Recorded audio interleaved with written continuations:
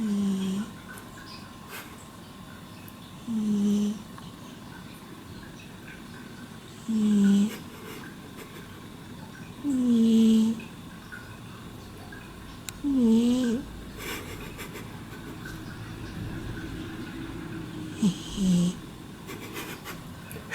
ist so geil, der feine Eckhard Häuser. Voll am Schnarchen.